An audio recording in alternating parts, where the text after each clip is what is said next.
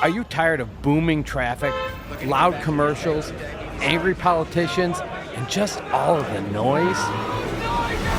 Have we got a new choice for you? It's Festive Foreign Film Fans Light. What about the yammering co-hosts? Bound and gagged. What about the audio talents of Jake Fontana? Tending to his baby number 2. What about the movies, the traditions, and all those foods that you can't eat because you're on Ozempic? All gone. It's the podcast that's not really a podcast. We like to call it radio. So, if we're talking about Brazil on the Festive Fans, you'll get sexy Santa salsa music on Light. When the fans discuss Mexico, Light will have merry mariachi music. And when it's time for Japan on Festive Fans, Light will just play sukiyaki 20 times in a row while Jake shakes some jingle bells. I really liked the first 19 times, but I'm really bored now. And we also have our very first sponsor, Mark and Bob's Sleep Gummies. Not made with THC, but with TLC. We've repackaged fruit snacks. Wow! With our new show and snacks, you'll be off to Sleepy Town in no time. Listen now, it's the Festive Fans without the fans. Hey, I don't think that sounds right.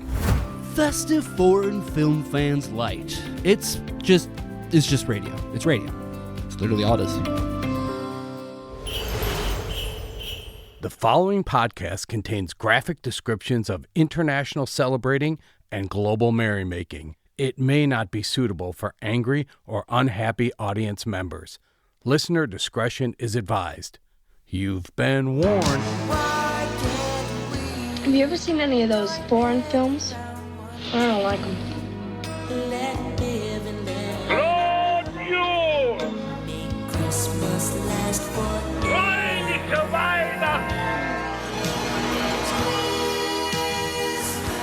Some are born great, others achieve greatness, and some watch Christmas movies.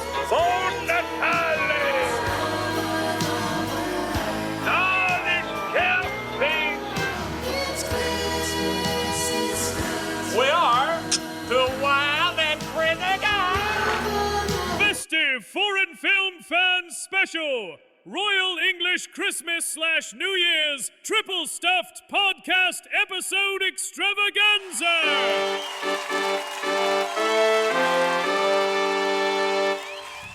In the last episode, Mark and Bob had crossed the Atlantic to ye old merry England to begin a festive journey through the country's pubs to understand its Dickens-inspired holiday traditions and to get, well, a bit pissed.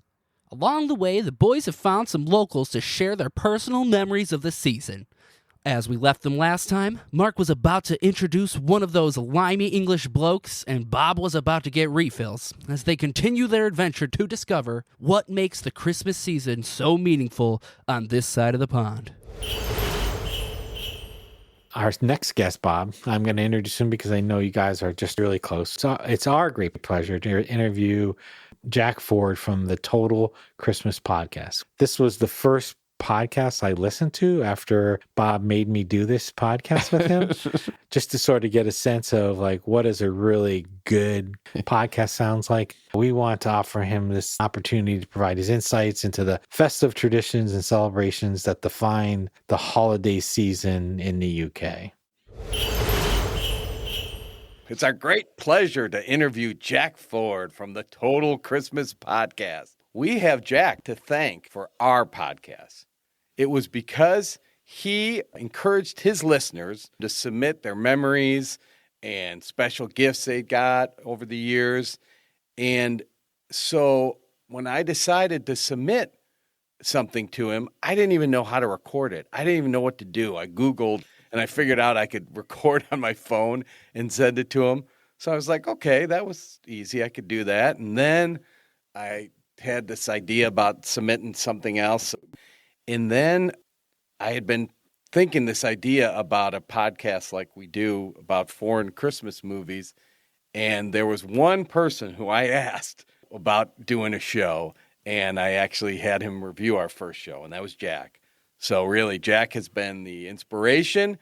And so when we decided we were going to do England. We've held off for 3 years to cover England only because you kind of almost feel like once you do England, what else is left in the world? They set the bar for Christmas. Our Christmas episode has been an important one, a big one. We did Russia and Ukraine. We're in our first season, and then we did Israel and Palestine in the second season. And this year we thought we wanted to do something real positive and our supersized show about England.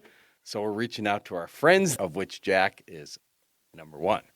First question we had for Jack is, we know his daughters have a podcast. We've heard them sing, and sometimes he refers to his wife. And what we want to know is, he lives in a household of 3 women who are also way more talented, way smarter, way better looking than him. How is it that he's the one that ended up with the podcast?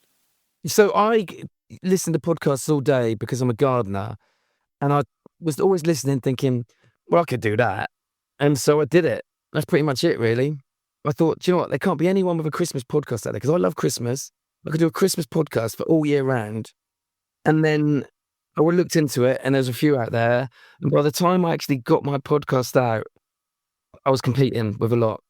What I find interesting about yours is it's not exclusively like where Adam's is all about just British. Yours is really just about Christmas in general. It's the total Christmas podcast. Oh, that's right.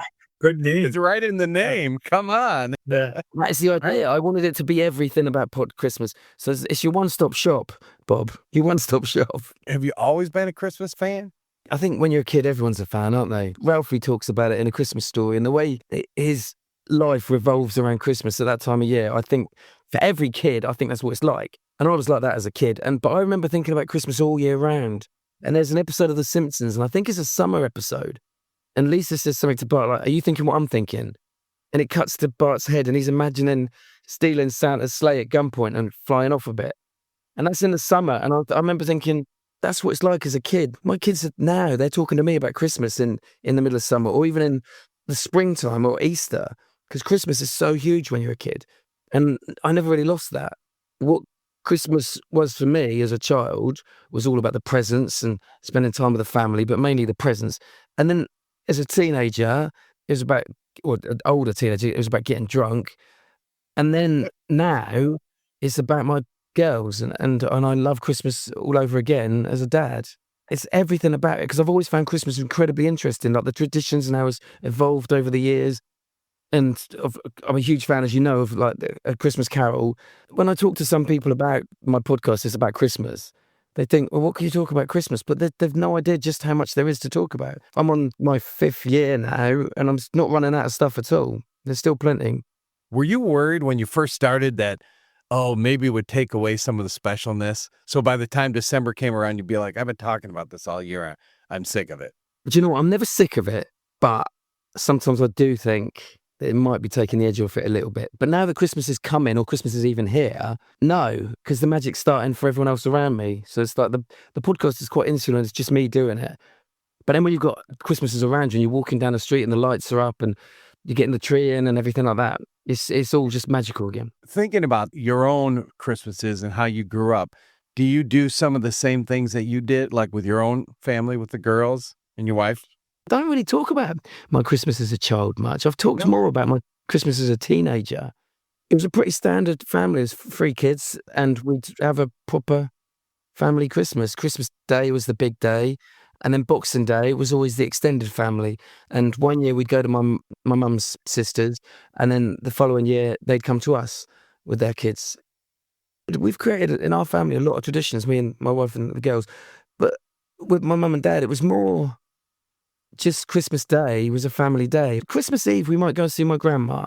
That was another thing. So we'd head out she lives in one of the next cities across, and we'd go and visit her. And quite often my cousins would be there as well. So that was a little thing of an evening. But I can't really think of many like traditions that we'd actually have. It's now that I've created loads of different things that we do every single year. And the girls, they get excited about each of those little things we do as you progress up to Christmas. I've made a list of all the things. So we try and go to see A Christmas Carol at the theatre. This is the 3rd year.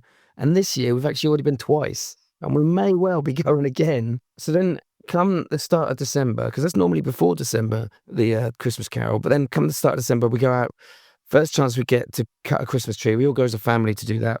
We buy 2 trees, one for the kitchen, one for the living room. And then Elf on the Shelf turns up, of course. And the girls get their advent calendars. Then on Christmas Eve, we go to the theatre again. And that's normally a panto. We've been doing that many years now, since Juno was a baby. And we visit a friend of mine, an old guy, who's a magician. And I always could take him a big tin of biscuits to just say thanks for his help throughout the year. And then there's a pub near us. And every year they have an evening where a local group come in and sing carols. So we book a table and have a meal in the restaurant, normally Christmas dinner, like a turkey or a roast or whatever. And then they come in, a bunch of them, and they collect money and they sing Christmas carols and they give everyone song sheets and you can all join in. We've been doing that since Robin was 1. So I think we're coming up to our 10th year now. And a few years ago, they were just about to start Rudolph the Red-Nosed Reindeer. And I was like, hang on. Let me lead you into it. And I did the whole, Dasher and Dancer and Prancer and Vixen. And I've been doing that for the last 3 years. And the guy came up to me last year and he's like, oh, can you come, are you going to come and do your line? I was like, yeah. And this year, I've said, when he comes up and says, you're going to do the line, I'm going to, nope, I'm not doing it. But my girls are. And they've been practicing it for the last couple of weeks. So they're ready now. The girls are going to sing the line before they start Rudolph the Red-Nosed Reindeer. And then sometime before Christmas, normally my wife will go out with her friends. And this is my tradition. And I've been doing this for well over 10 years. I have the room to myself. I put on a massive pot of mulled wine. And I chuck on some of my favourite Christmas specials, like Christmas Eve on Sesame Street, maybe Rudolph the Red-Nosed Reindeer, a couple of those. And then I watch the 1951 version of Scrooge and get drunk on mulled wine. There's something so much better about getting drunk when Christmas music is playing. That's a real special time, that is. I really love that. So then, Christmas Eve, after we've been to the theatre and seen George, we played Blind Man's Buff. And we started playing Blind Man's Buff a while ago just because it's a great game to play with the kids when they're little. But there's a bit in A Christmas Carol. Yeah. And I don't know if you remember the line. It's only one line, but Bob rushes home to play Blind Man's Buff with the family. So that's what we do. Because Bob rushes home to play on Christmas Eve, that's why we play it. And then we'll watch a film. Jack, people could hire you to come up with fun stuff to do. This list is amazing. Well, I'm glad you like it. Oh, and then Boxing Day. Our Boxing Day now is very similar to when I was a kid. So my wife's got 2 sisters, and what they do is they take it in turns each year for all the family to go to one of their houses. And we all meet up on Christmas Eve, on Boxing Day. And for my girls, they love that because that's like a second Christmas Day because they get a load more presents. That's when we share the present for that side of the family. Boxing Day is a great day, but it's sort of like when you eat the leftovers of Christmas dinner. You just went through a list that I am going to mark down and do all those same things this year. I didn't realize all the traditions that you have. I didn't talk about my Christmas Day. So our Christmas Day, obviously the girls, Father Christmas has been, or Santa Claus, he's been. So the girls get up and they open their presents. And then we normally, on Christmas Day, we'll put on Santa Claus the movie. And then we go out, and there's an old man that lives up the road that my girls are sort of friendly with. They always chat to him when he's walking his dog. And we always go and say hello to him, drop off a tub of biscuits for him as well. And when we come home, we stand in the street and we just wave at the cars. And sometimes they'll beep or sometimes they'll wave. And it's really nice because it's Christmas Day, everyone's in a good mood. They're going to see their loved ones. So, but then as they're driving, you see that their face light up a little bit more when they see 2 little girls and middle-aged man stood there waving at them. And we normally have Christmas hats on or tinsel around our shoulders, a garland of tinsel. They know we're not just weirdos. Oh, you're weirdos, but you're nice weirdos. Yeah, that's it. We're very good. And then Christmas Day, it used to be every year we'd go to my mum and dad's. But then a couple of years ago, my mum and dad came to us, and now we're going to alternate every year. But that's our Christmas Day. And then we come home and we'll just spend a quiet evening. And of course, the King's Speech, which used to be the Queen's Speech, but we do watch that. It seems like there's 2 older neighbors that are part of your traditions. Yeah, we go in his house and just wish him a Merry Christmas. We don't stay long. We just sort of pop round, stand on the doorstep for 5 minutes, just wish him a Merry Christmas. It's just nice to go and see him. I think we did it one year, and I would just like doing it every year. Well, Jack, I think we need you to educate us about the country in general. Give us some of the common customs, foods, things that we should know. Okay, so pantomime. So normally a pantomime is a stage show with lots of audience participation, and it will normally be a fairy tale like Snow White, Cinderella, something like that. The bigger cities will have famous people, maybe like soap stars or sports stars sometimes. They'll have quite a decent cast on there as part of the show. And without seeing it, it's hard for me to explain it, but it's just a really fun take on one of the famous stories that you'd be familiar with. Normally like a Disney princess type story, you know. Yeah. And we've been going every year. Christmas Eve's not always panto. That tends to run from early or mid-December all the way through to the first week in January, so you can go then. So that's a big thing for a lot of people, the panto. It's not just the big theatres in the cities. It's also like the local Amdrams, they'll do a panto as well. So I think last year we saw 3, maybe 2. No, 2. We went to see 2 last year. Until we had kids, Carla and I, we never went. And I didn't go after I'd left my late teens. After having kids, now we go. You suddenly realise just how popular it is because you talk to other families and they've all been, especially to the bigger ones. It is a real family thing, the panto. And but it's also the audience participation. So, you know, they're always chatting to the audience. It's not just a show that you watch. You are part of it. They'll come out and they'll go, "Hello, boys and girls," and you have to, and they'll get you to shout certain things throughout. And there's always boo and hiss. Are you familiar with that sort of thing? Yeah. Yeah. So you get all that, and he's behind you and stuff. It's a lot of it's a bit kiddish, but the humour, they'll work it on 2 levels. So there's jokes that the kids will get and there's jokes that the grown-ups will get as well. And quite often things will go wrong, but you know, if you're a grown-up, you know that they probably scripted it for it to go wrong. But to the untrained eye, you might think, "Oh no, that went wrong," but you're actually, you know, but they do it in a funny way because it's all inclusive. Everyone in the audience is part of it as well. And they might be throwing things out into the audience for people to catch. Cotton snowballs, things like that they might throw out and you throwing them back, and say loads of audience participation. It really is a great, big, fun experience. What is more popular is going to your local pub and getting drunk. There's quite a big night down the pub. That is, when I was younger, that would be, you'd go back to your village or town where you get your old local from when you were a teenager, and you'd see all the old faces from the old days, and everyone would be there getting hammered. Would that be on Christmas Eve? People would actually go out? Christmas Eve. No, it was a family day for me. And when I was younger, obviously, but when you're sort of like a teenager or when you're single, really, I suppose, or if you haven't got kids, because me and Carla were still going out Christmas Eve. That was a big night to go out. Christmas food, I think the main things with Christmas food that might be different to the US and things that most people will be familiar with is, of course, nearly everyone has turkey and Brussels sprouts. Do you have Brussels sprouts with your Christmas dinner? It's not as I think some people do, but it's nowhere near as common as it is in England. Pigs in blankets. Our pigs in blankets are different to what you might be used to. Very small sausages wrapped in bacon, double pig in it. And then, of course, Christmas pudding, which I don't know how popular Christmas puddings are, but we always have one. My mum makes a fantastic Christmas pudding. She still only puts 20p pieces in it. And 20p, you can't buy much for 20p. That's worth a little bit more than 20, maybe worth a quarter. That's about what it's worth. And she could at least put a pound coin in there, but she doesn't. And every year I tell her, look, stop putting 20p in, put a pound in at least. And mince pies. Now, I know mince pies aren't a thing in the US, sadly at all. Did I send you some, Bob?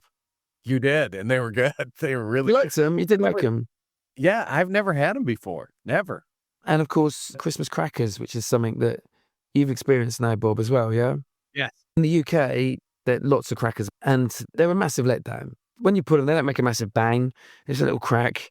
But it's the first thing you do. You sit down, you open your crackers, you try and find the tap that fell out of it. You tell the jokes. You go around the table, everyone will tell their joke that you're getting the cracker, and then you put on your paper hat. I've always kept my paper hat on as long as it will stay on. It's just one of those things that I, always do. And so come the evening, I might still have it on my head if I'm lucky. And it always bothers me when people, they might put it on and then they'll take it off almost straight away. And I think, no, this is the height of fashion. And of course, the Christmas #1. It seems to have sort of waned in popularity a little bit in the last few years because of streaming and that. But what song is that Christmas #1 in the charts is a big thing. And it's been highly contested for many years. And in the build up to Christmas, it's gone through phases. Sometimes you'll have a massive battle for who's going to be the Christmas #1. And, it'll be in the papers each day, like who's selling the most records and that sort of thing. and you can bet on it in the bookies as well. Yes, it's a really big thing. It is not as big as it used to be, sadly. I think the problem is because of streaming. What is your favorite English Christmas movie and Christmas song?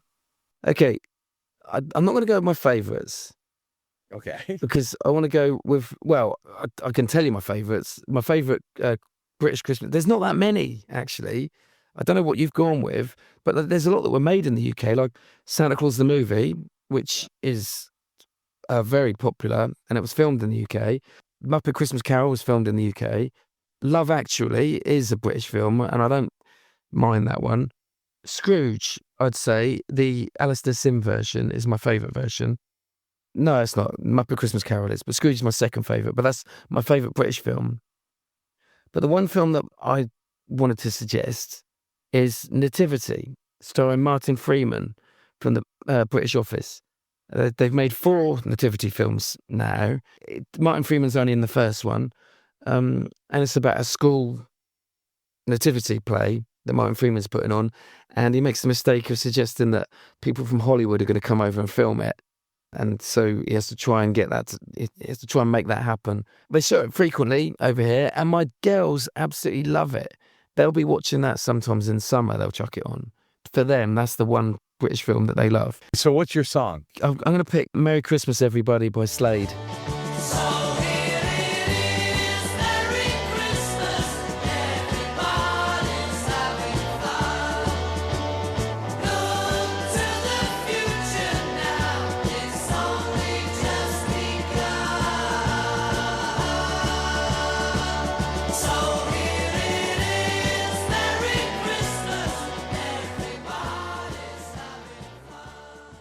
I know this didn't really make it over in the US because I did play it for Scott Newman. There's 2 that are from the 70s that are massive and they get played all the time, and it's Merry Christmas Everybody and I Wish It Could Be Christmas Every Day. And that was one of the first massive battles for the Christmas #1, which we talked about earlier. Merry Christmas Everybody won, and I Wish It Could Be Christmas Every Day sort of came in at number 2 or 3. But every year they get massive airplay. And I love them because that brings back massive memories of me when I was a kid. And they're still popular now, as popular now as they were then. It's such a lively song as well. It's not one, when you're a kid, you want lively music. You want songs you can sing along and dance to, especially at Christmas. You don't need a slow one. And so that's like a real party song that everyone can sing along to and everyone loves. It's like an anthem, Christmas anthem. So not my favourite, certainly a real classic that sadly doesn't get more airplay around the world. All right, let's listen to some music from England. This calls for some Christmas music. Yes, this Christmas music. What kind of Christmas music is that? The least you could do is play some Christmas music. And now back to Christmas music.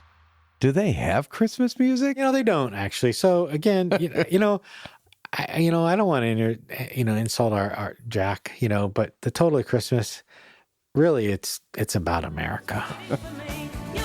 You were pretty queen of New York City. When the band finished playing, they held out for more. Sinatra was swinging, all the drunks they were singing. We kissed on a corner, then danced through the night. The boys of the NYPD choir were singing Go Away Babe, and the bells were ringing out for Christmas Day. What song is that? That is Fairy Tale of New York by the Pogues. Yeah, featuring Kirsty MacColl, is widely considered the most popular Christmas song in the UK. It was voted the most popular Christmas song in the UK in a survey by PRS for Music. It was also the most played Christmas song on British radio. Surprisingly, it is not about Father Christmas, snow, or sleigh rides, but about lost youth, America, and ruined dreams. It was released in 1987 and has re-entered the top 20 every December since 2005, and shows no sign of losing its appeal.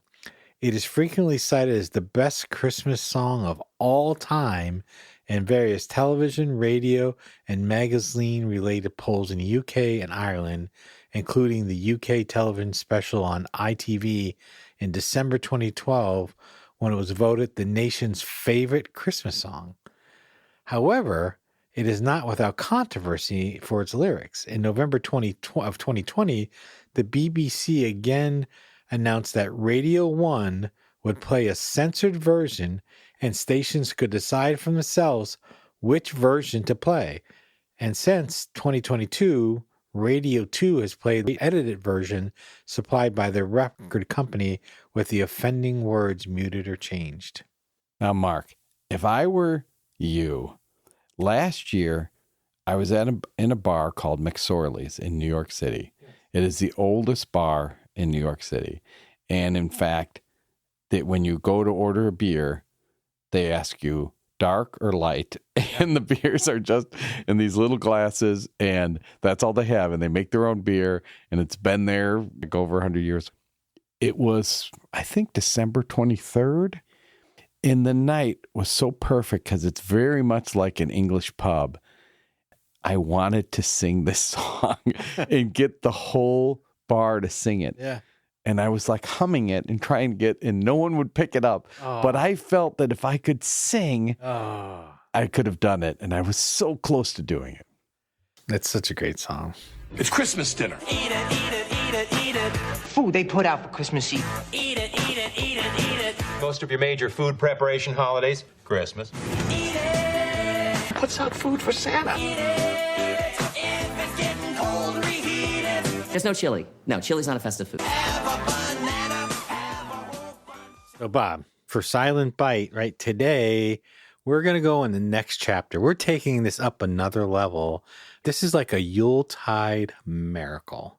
Did you get me a gift? Nah, yeah, kind of. I mean, what? Our listeners will remember, about 3 episodes ago, Bob shared with us his quest to find pierogies online. He had this exhaustive research, went to all these different sites, but in the end, he netted us with 0 options to buy this delicacy online. Although I have a pierogi ashtray if you want one. I have a pierogi hat and underwear, to be honest with you. But the one place Bob did not look was, now wait for this, you'll never guess, but I found these pierogies on Etsy. What, are they made of paper mache or what? Thanks to Gary Dickerson, he told me about a woman. Her name of her product is Latvian Goodies, and she makes them in the kitchen. These pierogies are directly from Sheboygan. Is that a country? Yes, it's a country within the walls of Wisconsin. So I contacted Inga, and she sent me some pierogies. So today, we're going to put a stop to the orating and finally start salivating. It's no more quibbling. We're going to be nibbling. We're going to quit all our speaking and turn to eating. We're going to record our introduction to those special little pastry pillows that we call pierogi. I've taken off my pants. I mean, I've loosened our belts. I've loosened our belts. I cleared our arteries and prepared our taste buds. We are more ready for bacon than we've ever been. Although these are not the official buns that we'll prepare in the future. This is awesome. Yeah, we need to start somewhere. And so we need to throw down the gauntlet and prepare the great pierogi taste test. Oh, my goodness. I know Jake has been salivating over the microwave all day, unpacking these frozen snacks, peeling back the corner of the plastic film with expert precision, and nuking them with perfect symmetry and presentation. That's not really true, guys. I really baked them. So, Jake, Bob, I want you to smell them. Just take it's like wine. Ooh, they smell good. Smell. Just little nibble. Oh. That's no, Bob. That's Bob. Bob. Okay. Bob. Nibble. I got to get to the bacon. Nibble.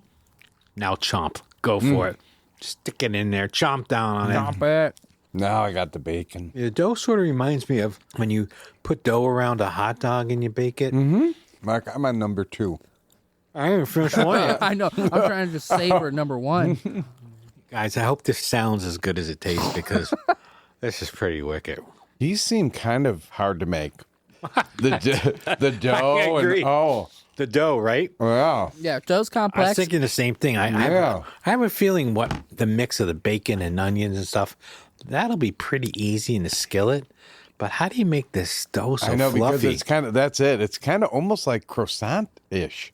I like it's not totally that. It has more substance, but it's really good. The bacon's kind of sausagey. Something I'm kind of picking up on. Yeah, different kind of pork taste. Now, one of the things we're going to have to decide... If we can make these 3 feet wide. There you go. That could be incredible. I know. In our research, we've heard some people consider this a breakfast food. Some consider it a appetizer or to be served over a light lunch. Any strong opinions on that now that you've tasted it? Oh, this works for literally every single meal, I It feel does. like. It does. This could be anything. I could see taking this with me in the morning. Appetizers, absolutely. Like yeah. party food, yeah. You're saying stuff a couple of pierogies in your pocket as you're heading to work? Yep. Some pocket piragis. I could see like stitching them together and wearing them as a shirt. Ooh. At least a piragi necklace. So I can nibble on them throughout the day. I know you and I I think Jake have all attended beer festivals where you see people with pretzels. What if you had pierogies? We'd be the only ones. Oh my gosh, that would be awesome. Mark, this is the best gift. They're so good. Oh, man. I really like these. Hey, whatever we do, let's not tell Tor, Sue, or Mary Ellen that we tested these, okay? Can we, block them from hearing this? Yes, I think we can. Because, technically we could have shared them. They're busy. I'm not sharing. They're busy. Yeah. I might have to go watch Christmas Carol again because I don't feel like sharing these at all. Oh, no. I see them coming to the door with their hands out and slamming the door. I don't want this to be over. I know. I'm sad. I'm on my last one. I know. I finished mine. That's how bad. I ate them so fast. Oh, my goodness. You know, I kind of like that they're small. I totally agree. Oh, I could eat 100 of these Yes, so easily. that's the problem. I could totally see it. I see this in lights, the Northern Illinois pierogi eating competition. Hey, look what they did on Coney Island. Yes, right? exactly. Look how small that started. Joey Chestnut, nobody knew who he was. Now he's on ESPN. He's got endorsements. Now that makes a lot of sense. So they have that one for the 4th of July. This could be a Christmas one. Yeah, there we go. Doesn't he eat over 100 I know. hot dogs? The only problem is the way that they have to eat them. They dip them in water and weird stuff like that. I just want to enjoy these. Not giving respect to the pierogi like that. Sort of just give somebody in an hour to eat them. Maybe 2 hours. Yes. And have a giant bowl of them and I could just eat them like they're chocolates. Toss a couple back in my mouth. Seriously, how many do you think you could eat? Do you think you could eat a dozen of these in one sitting? Easily. Yeah, easily. Yeah, I could. Maybe 2 dozen. That might fill me up, but definitely a dozen. If these were at a party and just out, I would be grazing on them constantly. And by, I don't know, halfway through the party, I'd be uncomfortable. Jake, that's totally me. I can see myself walking by, grabbing grab another one one, finding reasons to, can I get you a drink? And walk by the pierogies. You can see a couple different kinds of sauces with these. Wait, you're going to dip these in something? Part of our exploration. We might have to come up with a dipping sauce, too. What are you thinking, Jake? What's your initial thought? I wonder if it's sacrilegious, though, in Latvian culture. Be like, how dare you get a dipping sauce for this pierogi and not savor and appreciate the dough? You have to have the traditional. Remember they said they've done some vegan. They add different fillings so we could have a sauce on the side to try. Bobby Flay it. I might throw a hot dog in there. Ooh. That's kind of more like pigs in a blanket. Is there just not enough pork for you, Mark? Is there ever enough pork in any recipe? Well, we do have to talk to Eric about smoking, too. Smoking our bacon, too. We do. That's going to add in a whole new element as well. By the time we get to do this, football will be over, so that would be okay. This is something, guys. Do you mind if I lay on the floor for the rest of the episode? Seriously, I did loosen my belt before I sat down. I can turn away if you want to do yours. I'm going to head off to Sheboygan while you guys record the rest of the episode. Thank you. Say hi to Inga. Will do. She seems so nice. But we'll get Inga on the show. And we're going to get a recipe. We're going to get a recipe. We're going to maybe we'll make sure she gets to hear this before she comes on the show. She might be like, I got to listen to you guys moan. Fans, that is our gift to you, listening to us eat. This show's got to be nominated for some award. There it is.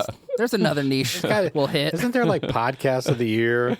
Most disturbing moment on a podcast throughout the year. That beat my expectations. Woo! The gauntlet has been down. We know now what we have to achieve. I agree with you, Bob. The inside, so tasty, but I'm not intimidated. But that dough. I know. It's soft. It's fluffy. How do you do that? And I know Gary told us about, what does he do? He scolds his flour. Gotta yell at it. Yes, I will yell at it. I'm going to beat it to a pulp. Yeah. If it results in this, should we sing a song or anything? Hold hands. We should sing that piragi song. Remember, they said there was some song, some folk song. There is. I don't remember what it is. Well, fans, I think we should, when we make the pierogies, should we share it with other people? Or should you and I and Jake make it, not share it? I think we got to share. And then maybe Inga could be an inspiration. We'll send him to anyone. Like, if you win the trivia, we'll send you some of our pierogies. True, we could freeze them. Or maybe the people who lose the trivia. Right. A lot of pierogies. Yeah. Well, I need to go take a little nap. Don't forget, we got trivia. Oh, make it easy. Now we are off to find a Christmas star. One who we imagine could light up a tree with the spirit of the season. You might picture those who shine in the night sky, but in the world of golf, there's another kind of star. One who is recognized for his analytical approach and a relentless work ethic. And that star is Matt Fitzpatrick. He is a world-class professional golfer, and we are so lucky he is from England. That's today's country, and Matt's journey from a young talent in Sheffield to a U.S. Open champion and a Ryder Cup hero is a tale of years of passion and perseverance. But none of that matters today, because we are not talking about fairways and greens. We're going to talk about Christmas. Matt, welcome. Thank you. Thank you. Good to be here, Bob. We're so happy to have you. And once again, you get to represent England in front of drunken, angry Americans. But we promise not to boo or throw out full beers at your wife. But for you, we'll see how this goes. All right, Matt. So congratulations. You're a top-ranked golfer. You're traveling the world. You get to play golf nearly every day. But what we want to know is this really how you imagined your life was going to be when you were growing up in Sheffield, England? I can't say it is. No, it is a little bit different. I did want to be a golfer when I was younger. I also wanted to be a footballer, my kind of football, not your kind, but golf was the one that worked out. And here we are. I'm playing every day and enjoying my career so far. If you did kind of work out, didn't it? It did. Yeah. So far, so good. I'm just curious, because you're an athlete. Were you good at playing soccer? I was okay. Yeah, I was okay. I could hold my own, but golf was probably a little bit easier for me, I think. Less physical. Yeah, you seem to excel a little bit better at golf. Yeah. Right? Now, for us Americans, tell us, where is Sheffield located? And what's like? What's Sheffield like? Yeah, so Sheffield's 3 hours north of London. I would say it's kind of the center. I mean, it's technically people call it northern, which I'll probably agree with. And this is kind of a working class city. Steel City is kind of what it was known for, particularly during the war and after that. So where Sheffield is, that's where I'm from. It's like that song, Life in a Northern Town.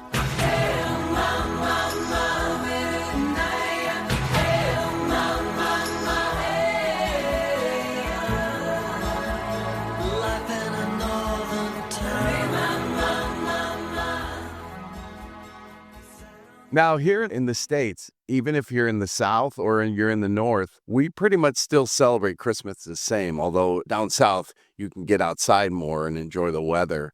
But here, same custom, same food. Is that true in England as well? Yeah, it's the same. North and South is basically the same. South might be a little bit fancier. I think North might be a little bit less fancy, given it's a bit more working class, down to earth, as I would like to say. Yeah, I would probably say it is pretty similar. That's you, down to earth, none of this fancy stuff. Well, we have to cover an important topic here before we leave Sheffield now. Are you Sheffield United or Sheffield Wednesday? It's an easy one. And Sheffield United, all day, every day. Their number one fan, huh? Yeah, absolutely. I probably am, to be fair. Have you ever been able to meet the team? Yeah, I've been looking to spend some time with the players. I know the manager pretty well, so been nice to kind of get to know him a little bit. Not quite going as well as we would like this year, but still plenty of time left in the season. So you cheer them on and they cheer you on, right? Exactly. Oh, that's great. Yeah. And I'm just curious, did you watch Ted Lasso, the show here in the I States? did. Yeah, I love Ted Lasso.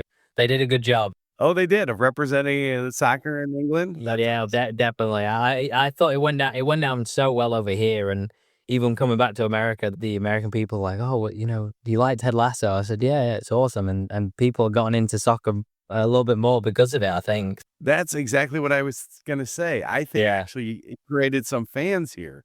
Yeah, big time. There in England. So tell me, what was it like growing up in England? We know you have a brother. Your brother's out there. And do you have any other siblings? And what were your Christmases like? No, just the younger brother. My Christmases were always special.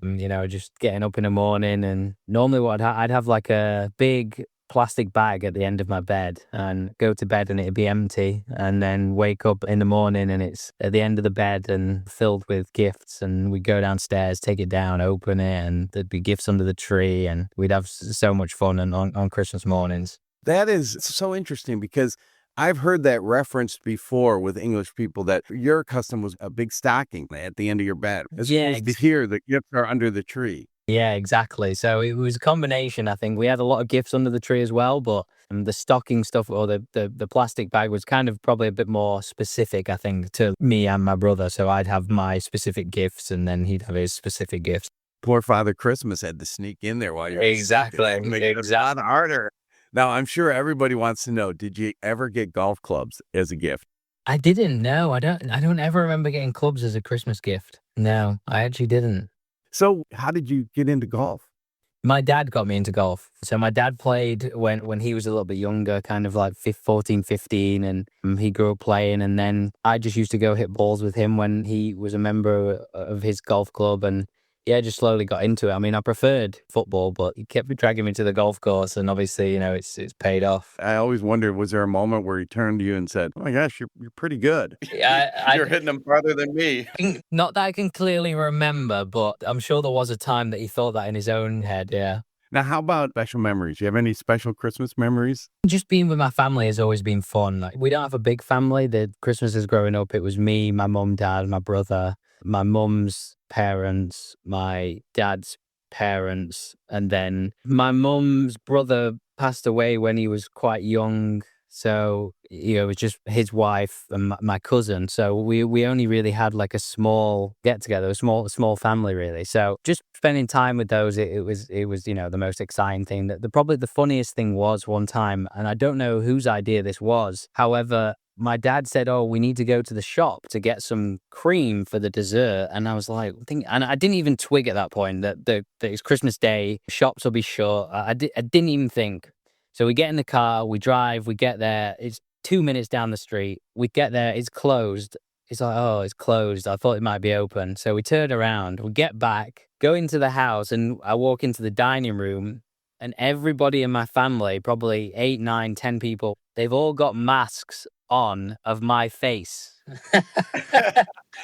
And I don't know why it was so funny, but I thought it was very silly, but everyone thought it was hilarious. So yeah, that's kind of something I remember recently that was pretty comical. That is so funny. And it reminds me, in those for the listeners, that I also have a t-shirt. Do you remember the shirt I have that has your big face on it? I did.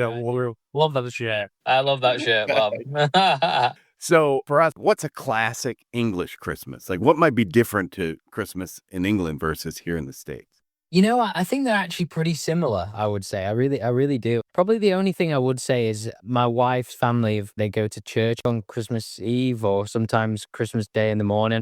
That's never been a thing for my family. I think it's less of a thing in the UK. But I think, in terms of food, in terms of routines, I think timings and stuff, I think it's very similar. The only thing that I will say that I actually got from your family, Bob, that I absolutely love and I'm very jealous of, is that you guys do Italian. And that's what Quinn told me when I was a freshman in college with him. So you guys do Italian, and I would love that on Christmas Day. I don't particularly like Christmas Day food, so Italian sounds way better to me. What's funny, too, is Quinn doesn't like Thanksgiving food either. And we don't really do turkey on Thanksgiving either. It's brilliant. I love it. Tell us, what is Boxing Day? Because I know you have that in England. It's a great question, and I couldn't answer that myself. The only thing that I know about Boxing Day that is consistent is that there's no football matches played on Christmas Day or Christmas Eve. There's always football on Boxing Day, which is the day after Christmas. So all I know it for is that there's always football on Boxing Day. So that's what I know it as an English person. That's what it's famous for to me.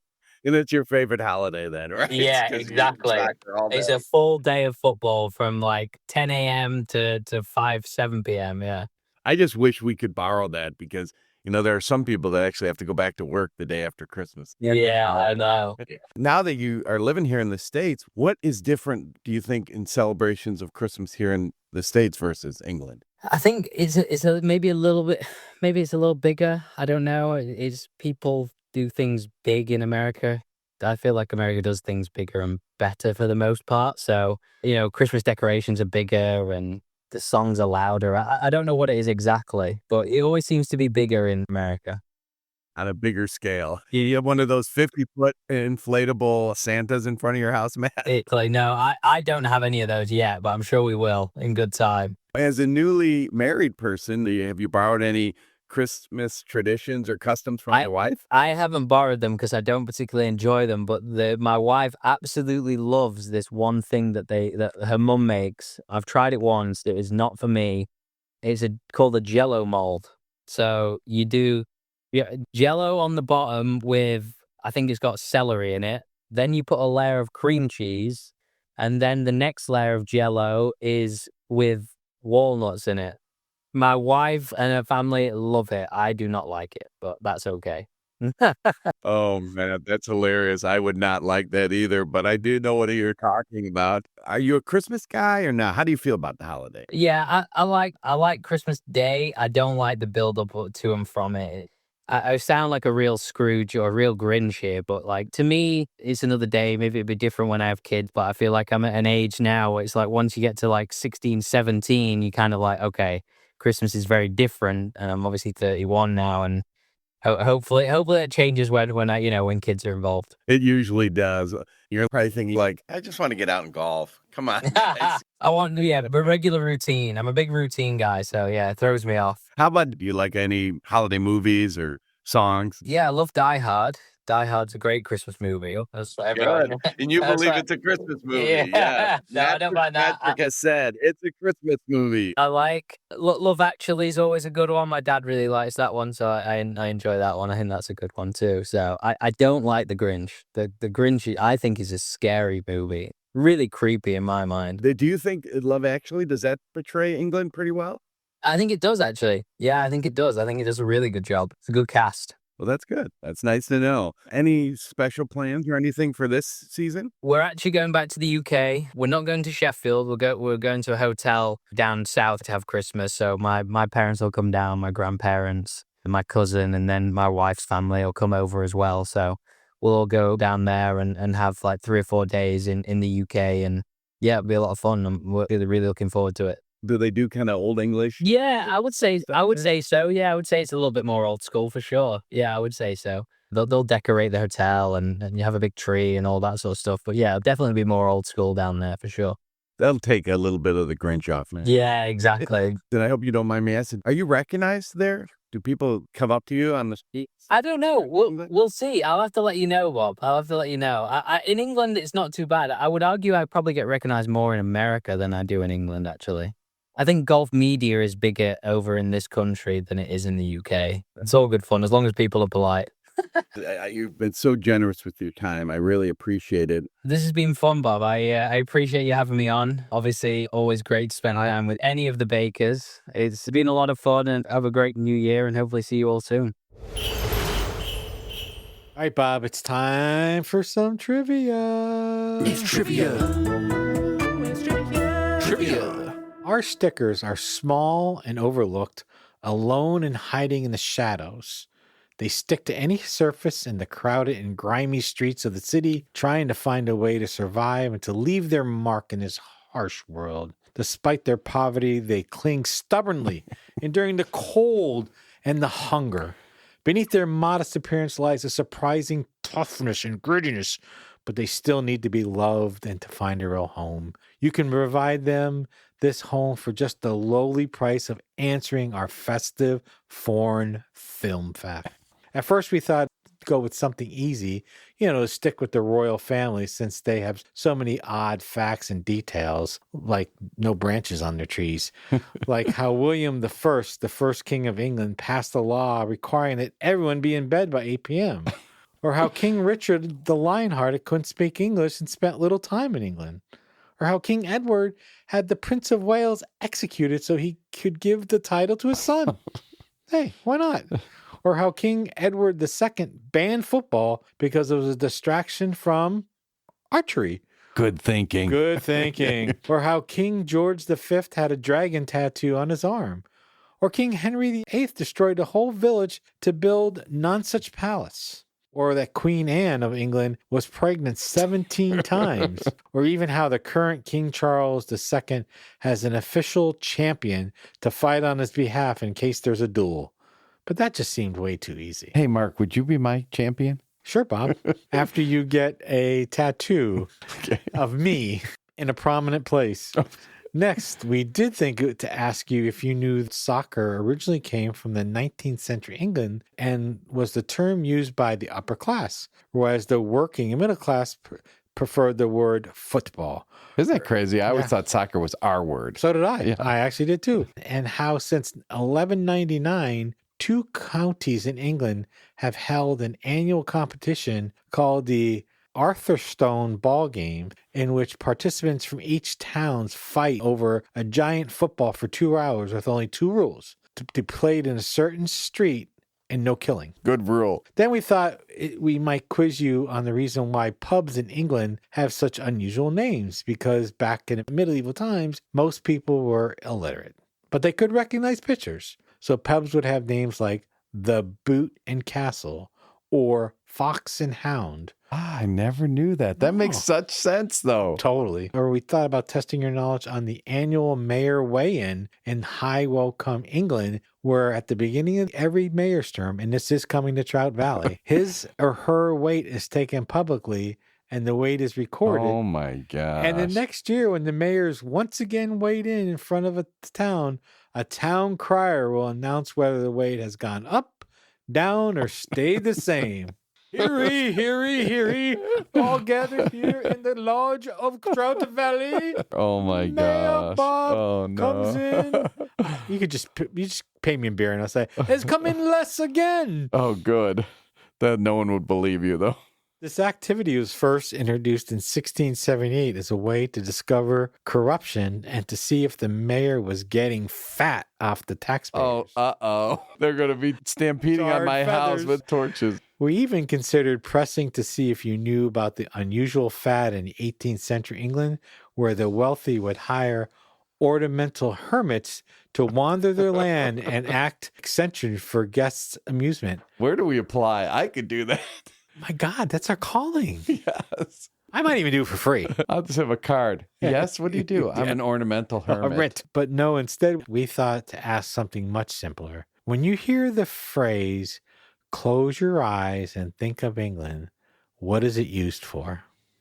If you know it is the best of times, it is the worst of times, for you will have won yourself a sticker to fill your bleak house. When you finally take it in your hand, your heart will feel lightened. You will no longer be an orphan, but instead will be a child of humanity. For even in a world of great expectations, the greatest of all is the hope that someone, somewhere, still cares.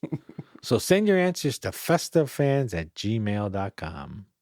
So Bob, before we leave, let me just share with you a thought. In heaven, all the children sing and church bells ring. Snow falls in heaven, but is nice and warm. Everyone in heaven looks smart and wears a tie. Every day in heaven is Christmas. Who said that? So this is from a song, and to keep in the theme of today's show, this is a song called Christmas in Heaven, sung by the cast of Monty Python. Really? Yes. Well, that's awesome. I love that. So for the next 2 episodes, as we sign off, we'll be playing and recording our live Christmas show from December 19th. You're going to get to hear great interviews from our special guest, Jackie Kostick from CBS News in Chicago, and Daryl Apostolic from the TikTok phenomenon called Cooking with Daryl. He's got a couple million TikTok followers. You're going to hear Festive Sound from the Mayberries, which is a local band in our area, and maybe some fun things from Bob and I. Of course, you're going to get to hear Jake the Sound Pounder sing a song. Have a nice, safe, and warm New Year's. So we want to take a moment to say thank you. Thank you for listening to us, for laughing with us, for letting us be a small part of your lives. It means more than you know. Whether you're surrounded by family, with friends, or on your own today, we hope this season has filled your heart with warmth and peace. If it has been a hard year or you're missing someone, know that you're not alone. Bob, anything else you would add? The Festive Fans are here to offer you hope, comfort, laughter, and love throughout the whole year. Mark, you've had me weeping openly with your message, and your present is out front, not parked, and not with a bow on it. Oh, we better say goodnight so I can go out and see what that is. And go start it? Oh, no, I mean, open it. Go open it. Actually, we're done. Done. It's over. It's over. It's over. Kaput. Finito. It's over. It's over. It's over. This has been a Waysound Studio production. And sound engineering on our show is by Jake Fontana.